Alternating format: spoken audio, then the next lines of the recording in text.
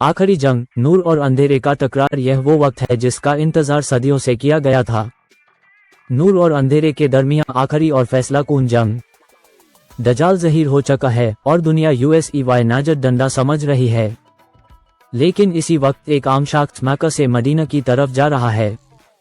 वो है इमाम मेहदी AS, जो एक खास मिशन के साथ आए हैं।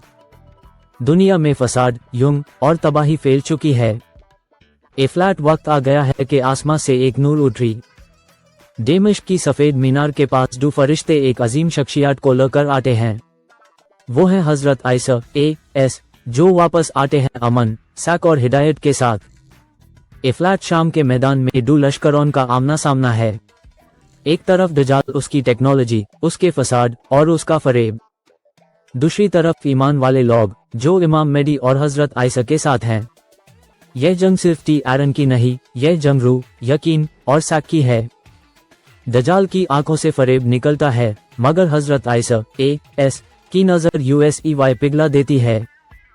दजाल का खात्मा हो जाता है, उसका फितना मिट जाता है, फिर रोशनी दोबारा चमकती है। दुनिया में अमन, इंसाफ और साक का राज किम होता है। यह जंग हमें यह सबक देती है कि अंधेरा कितना भी गहरा हो, ईमान का नूर USEY मिटा देता है। अगली किस्त में हम देखेंगे निज़ाम-ए-दजाल के बाद नई दुनिया की शुरुआत। सिर्फ हिस्ट्री विद मी पार। सब्सक्राइब करना ना भूलन।